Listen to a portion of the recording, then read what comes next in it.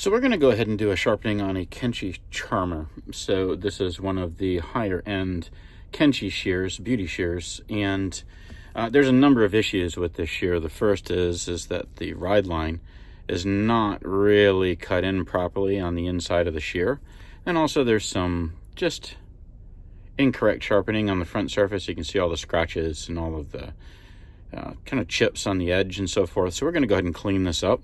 So we're going to go ahead and start with some inside work, but first I'm going to show you the blades once I take the shear apart. All right, we're going to start by taking the shear apart. This shear actually has a split end screw. You can see the split on the back, and that's a regular straight head, flat head screw. Take this apart. Make sure that your washer comes out, and then we'll set those parts in a safe place while we do the work on the blade. All right, so the main problem that I'm having to deal with here is the inside work. So there's some of this I'm not going to be able to correct. It looks like some champering was attempted across the top here. It's way overworked in the back. It's cut into the throat just a little bit too much, and you can see that there's quite a bit of a thick ride line that's across this top edge right here, and there's also a double ride line as well, which more than likely means that there is a radiused inside edge on this shear. So we're going to go ahead and dress this up the best that we can. So we're going to start off by doing this on a 2000 grit stone, and then we'll switch to a 5000 grit stone on each of the blades. All right, so we're going to start off by doing our work on our 2000 grit water stone. And I'm going to go ahead and cut this in. You got to be careful with this shear. You can actually see that this part of the handle, when it comes up over the top, you don't want to bump this. Now it is higher than the stone, so it shouldn't be a problem. Just make sure that you don't allow this to twist, which may have been what happened on this blade, because if the wrong force was put on the handle, it can actually twist that blade back and create an incorrect angle on the inside of the shear when you're doing work on the stone. So I'm going to go ahead and put pressure with my first finger over the screw hole, pressure with my first finger on my left hand. These two fingers are basically along for the ride, and I'm going to start off by pulling back towards myself. The entire ride area is up on the stone. I'm just going to do 3 or 4 strokes just to see how this is cutting, and then we're going to stop. All right, so the reason that I stopped is I wanted to see how the shear was actually striking the stone. You can actually see that there's an area here where it's touching, and there's an area back here where it's touching. So this may very well have been done on a disc on a machine. So they may have put it on a spinning disc like this on a machine, only it was an abrasive disc instead of something like a CBN or one of the actual round discs that are designed to do that in the factories. You can see here where it's missing from this point forward up to here, and it's also touched here up to here. It misses from here and then catches up at the tip.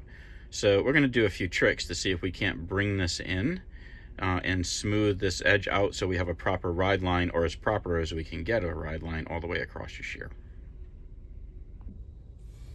All right, so we're going to start off again. A small chip on the top of my stone right here. That was my fault because I dropped it when I was doing some work and wasn't paying attention. So I'm going to do several strokes. I'm also going to come off the end, keeping the ride area flat on the stone. Come up to that edge, up on the upper part of the stone. Work in that early entry area that it was not being hit before. Come back across, and I'm going to come off with the tip just a little bit and work that area that was missing. I'm going to do several strokes on the stone, and then come to a complete stop and lift off. You always want to come to a complete stop and lift off, because if you don't, you can end up where you come off with a kind of swooping type motion, and it can radius the inside. All right, you can see that we're starting to form some semblance of a ride line. This ride line comes up to about here on the back side of the ride, which is a little bit too far forward for my liking, but we have to deal with that with the back of the ride, with the damage that's been done. We're starting to draw this side of the ride line across the back of the upper part of the ride area and connecting it with the early entry, although we haven't done that yet. And we do have a ride line all the way up to the edge, but it's still a little bit weak right in this area right here, where you can see that there's still a little bit of an area that's missing. So we're going to bring this the rest of the way in. Let's take a look at that set as well. The set actually looks pretty good. There's this ever so slight curve to the blade, which is what you want. You don't want any. So another problem that could happen at the tip is the tip could be bent over, because when the shear wasn't cutting, somebody may have tried to put additional set up at the tip, and that's just going to create more problems, obviously, in the future. So, but I don't think that's the case with this particular shear. I think this is just improper work on the inside on a flat disc that should not have been used for the inside work on a shear. So let's go ahead and continue on. All right, so we're going to go ahead and make some more passes. Again, I'm starting off with complete strokes on the stone. I'm going to work that tip just a little bit more. I'm going to come up over the top. Try to work in that ride area just a little bit. In the early entry part of the shear.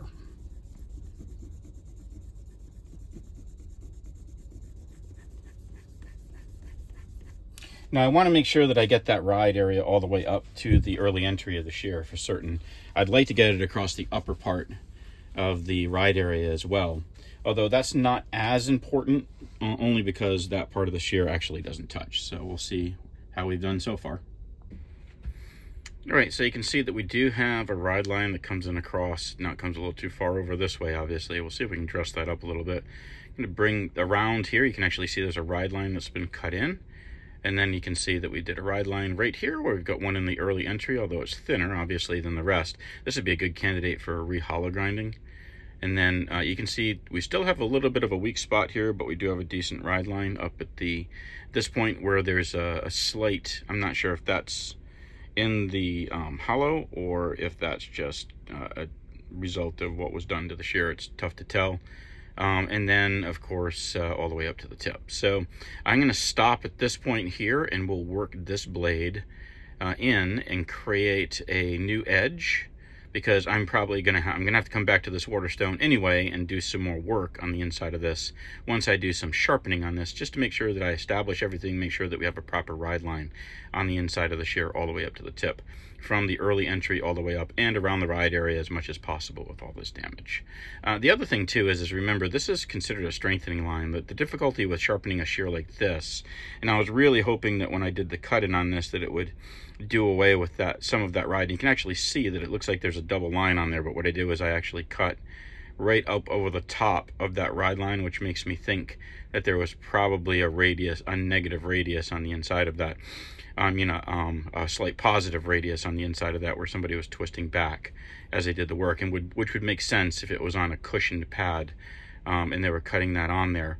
It really, this is a strengthening line, so what this does is it allows the edges to have strength as they pass across the inside of one another because of that hollow that's in there. You can also see there's a nick on the edge there, and if I brought this in really close, you can see that there's some rough edge up here at the tip as well that's actually nicked right here. I can actually feel that with my fingernails, so we'll need to sharpen past that damage.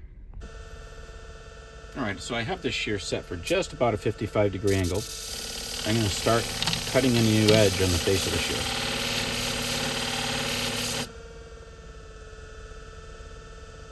Now it looks like the actual angle itself was not that bad. It was a little bit off.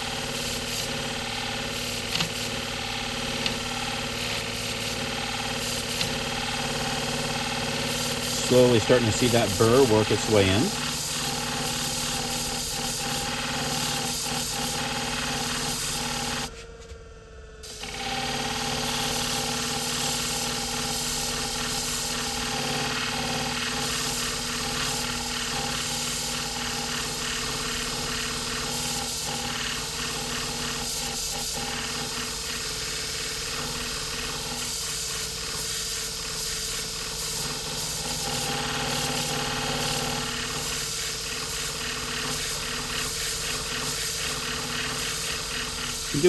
I'm doing this in a worn 600.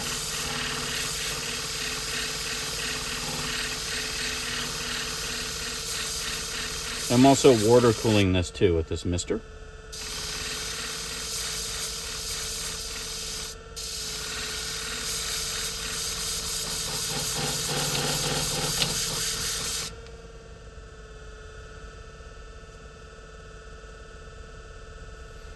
Alright, so it looks like we've established a good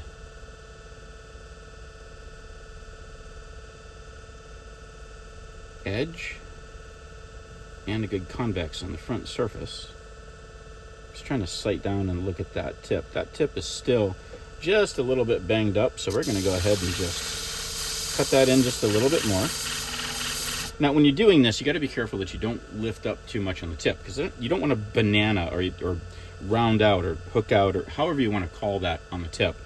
I call it where it looks almost like the shape of a banana where it's been turned upwards. You want to be careful that you're still following the edge radius of the shear and removing the material. And then when you're done, you can always do a blend.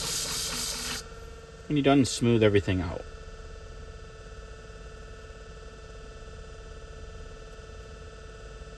Ever so slightly, there's still just a little bit of a problem area there. So we're going to go up on the tip. I'm coming back just a little bit as well. And the reason I'm coming back some too is, remember, we have that weak spot that's in that area. So I'm trying to stay ahead of that as much as I can without turning that tip up too much.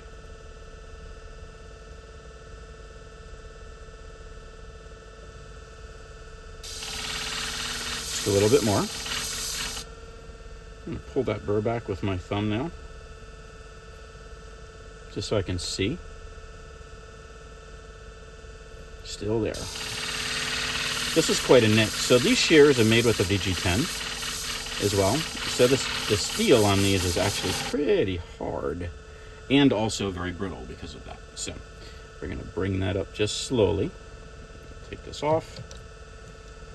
We're going to deburr it and we'll take a look at it. All right, so that edge is looking better. Ride line still looks terrible, but it's a functional ride line.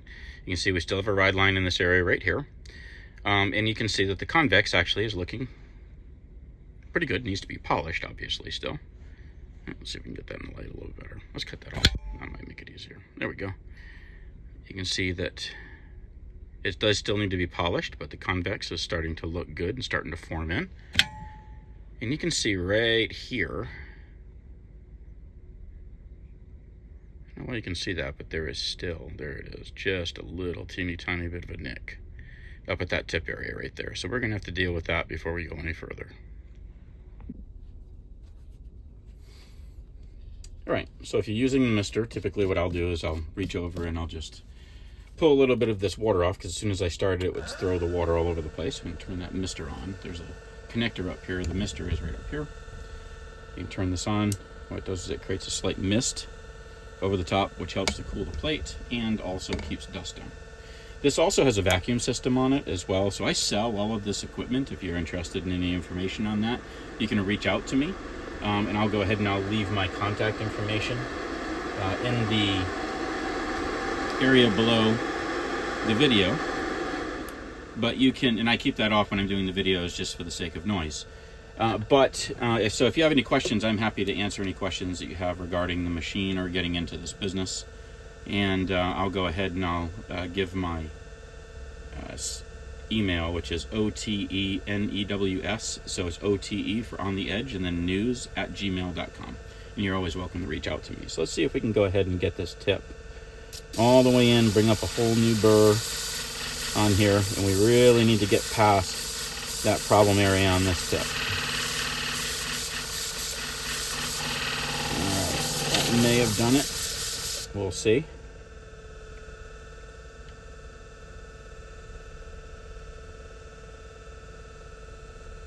Almost, still just a little bit. It was a heck of a chip on this tip, so.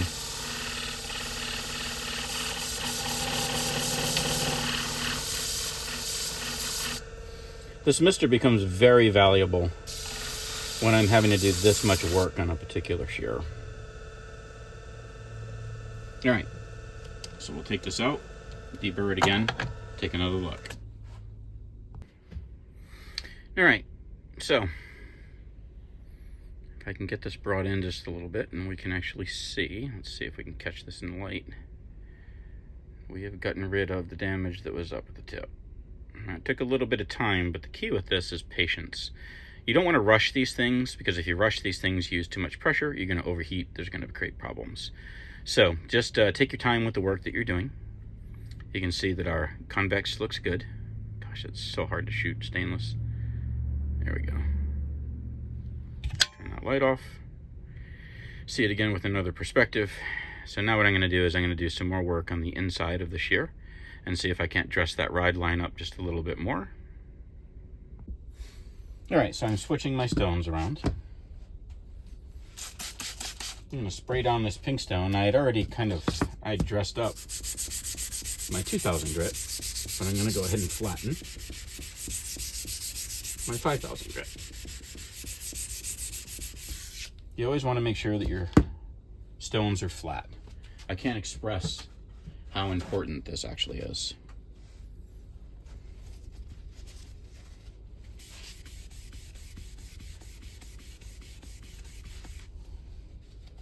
If you're interested where I got this flattened granite block, you can always reach out to me at the email that I mentioned earlier before and that I'll leave below. And I'll tell you where you can get it. It's only about $75 and it's tooled to I think it's 0.00, that's a 0.000002 inches tolerance. So it's pretty flat. And then this is just a wet dry sandpaper that I'm using to flatten the stones. And you always want to make sure you keep those stones flat again. All right, so I'm going to go ahead and do some work on the inside, making sure that I have a well-established ride line. And come off the end, work that early entry.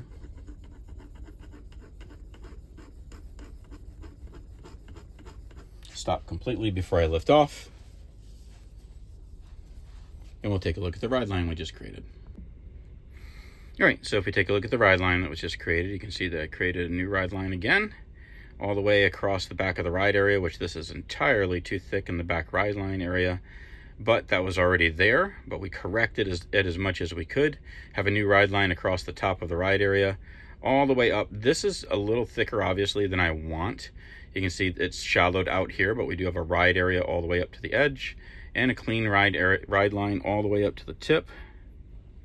Let me see if we can see that more clearly. There we go. That's a little bit better where you can see it more clearly. It's really, again, hard to shoot stainless steel, but you need the light to be able to see that ride line. You can see you have a clean ride line all the way up to the edge. Trust me, this is not perfect inside work by any means. This really should be completely re-hollow ground, but this shear was severely damaged, so what we're doing is we're doing the best that we can with what we've been handed, and now I have to do the polish on that front surface after doing a little bit of work on a step down on the discs that I've been working on. And I'm not going to show that in the video. It's going to be the same process of what I actually just did with this. When I finalize that, I'm going to go back to the Waterstone again and just retouch up the ride line one more time. Then I'm going to go over and do the polish. So for the sake of time, you don't want to watch me go through all of those steps. I'm going to then do the same thing to the next blade, and then we'll put it together to see how it cuts. All right, so I have done some step down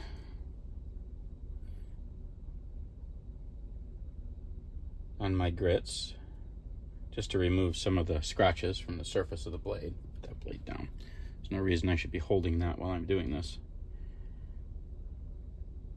I'm going to add some diamond polish to my polishing disc. If you're interested where I get my polishing disc from, you're welcome to reach out to me. Again, I'll leave my email below. Spreading that out. Start that up. I'm going to go ahead and insert my shear into my fixture. That is still set right around 55 degrees. And I'm going to go ahead and polish that edge. So I'm going to make sure I go all the way to the throat, all the way up to the tip. And I'm just using reasonably light pressure right now. I'm not using heavy pressure, because all I'm doing is removing the burrs and polishing the edge. I don't want to press down hard because I don't want to wrap the edge. If you're looking on the other side of the shear here, I don't know if you can see it in the video or not, but you can actually see some of that compound that's coming around the edge. That's just coming up from underneath and then over. All right, so that edge is nicely polished. I'm going to make sure I get my tip a little bit, make sure I get my throat just a little bit, because those are two areas that I always seem to miss. Now I'm going to rotate up. So I've rotated away from my edge. I'm going to increase my pressure slightly. What I'm doing is I'm rounding out the back side. And now I'm going to keep that a little bit heavier pressure. I'm not pushing this through the pad by any means, but I'm also not turning all the way to my edge. I want to make sure that I'm polishing that front surface smoothing everything out, getting rid of any of those additional scratches that were on there earlier too, from the previous sharpening that was done to this. We're gonna dress that up. I'm gonna lighten up my pressure, and now I can go all the way to my edge again. So I don't know if you can hear the differences in the pressure. You'll hear a little bit more of you can hear that's the throat, that's the tip. You can actually see the shadowing that comes up on the plate when you know that you're at your throat and you know that you're at your tip. All right, so we've done some polishing, so let's go ahead and take a look and see what we did. All right, so we've finished that convexing and that polishing. Let's go ahead and see if we can't see the convex that I created on here. Wipe this down. You can actually see that full convex on there. Let's go ahead and shut this light off. That might make it a little bit easier to see. You can see a nice full clean convex across the entire front surface of the shear. We'll try and shoot that from multiple angles too, so you can see the roundness of it. The difficulty too is that light wants to cast off. There you go, that might be a little bit easier to see. You can see that fully convex edge. And even though that inside ride line is not quite as crisp and great as it should be, we're gonna go ahead and just show a shave here on the hand. You can see that the edge is actually very sharp. It's actually taking the hair right off of my arm. Now, the trick with this is don't test the shears like this in the field when you're sharpening them. The reason for that is number one, by the end of the day, you're going to look like a freak. I mean, all I do is take off a little bit of hair right here, and it's already starting to look funny on my hands. So I'd never do that when I'm in the field. The other is honestly not a very good test of the overall function of the shear, because both of the blades are working together. And if you don't have a proper ride line on the inside and proper alignment on the inside, which some people would call geometry, then the shear's not going to cut properly anyway, even if the shear is particularly sharp at the edge. So just keep that in mind. So we're going to go ahead and go on and do the second blade on this. I'm just going to go through the steps of sharpening, but I'm going to see if I can actually dress this side up on this blade just a little bit better. Let's see how bad this one was. No, I'm not going to be able to. It's going to be the same thing. I was hoping that this one might be a little bit better when I looked at it. It's really not. It's just way too overworked in this area, way too overworked in this ride area. So we're going to do the best that we can on that. All right, so we've cleaned up the other blade, reconvexed the surface, have a nice looking ride line on the inside, well, as nice as I can actually make it. Have a good convex. I did have to take the tips down some. I didn't show that on the video. The reason I didn't show that on the video is this is a customer shear. I need to make sure that I'm paying attention to what I'm doing. And you know, this shear is a pretty hefty shear as far as retail price is concerned. We'll go over that at the end of the video. But I want to make sure that I dress this up nicely, and shooting the angles on that, the camera kind of gets in my way. I need to make sure that I'm concentrating on what I'm doing. So I'm going to go ahead and do my tests on this to see how it cuts. All right, so we've gone ahead and finished up. So what we're going to do is we're going to take some human hair, and we'll do a test and make sure we have a nice clean cut all the way to the tip. No pull. You want to make sure that the hair is not being grabbed at all by the tip, especially since I had to do some work on the tip. And remember, those tips were pitted as well. So that's one of the reasons too, or nicked. That's one of the reasons I want to take the tips back just a little bit too, just to make sure that we had a nice crisp, clean cut all the way to the tip. And you can see here, got a nice clean, crisp cut all the way to the tip without push. Same thing along the cut of the shear. So this shear is actually ready to go back to the customer. But you know, keep in mind, doing work like this, especially on something that's as expensive as this shear, you want to make sure that you're paying attention to every detail. So if you have questions about these things, you're always more than welcome to reach out to me at the information that I'm going to leave below in the video. All right, so the shear is all fixed up and it's actually ready to go back to the customer. These retail for about $1,650, so they are not an inexpensive shear. So I'm glad that I was able to repair this so that the customer can use it again. So again, any questions that you have regarding how to actually sharpen these pieces of equipment, give me a shout. I'm happy to help. And just understand too that while there were some issues with the previous sharpening, the convexing was great on the front surface other than some scratches were left. So that was really good work, and the angle was correct. There was just some work that was done improperly on the inside. So if you have questions about inside work, which is probably basically the most important part of doing the sharpening, because if you don't have the inside edges aligned, the shear's not going to cut properly. Just give me a shout. So the best way to get me is my email. It's otenews@gmail.com. Again, it's otenews@gmail.com. I'll leave that information below. Email me if you would, if you have questions. You can put a reply or a comment down on the bottom. I'm always happy to receive comments. If you like this video, go ahead and hit the like button on it. That always helps the channel. And I'll respond, but I do respond better to the emails than I do to the comments, only because I'm on the road all the time and always going. So getting back to the actual YouTube comments after I've done a video is not always the easiest thing for me to do. So I appreciate your time in watching. Hopefully this was helpful. Sorry I didn't show every step all the way through, but it was going to be very tedious. This is a long process to get this corrected. And then as far as the information on these shears, if you're interested in seeing what this shear actually looks like when it's new, you can visit it at the Kenchii website, which is Kenchii. And that's the best way to look them up. Just put them on Google and you'll be able to find them, and then put Charmer right next to it and you'll see the Charmer series.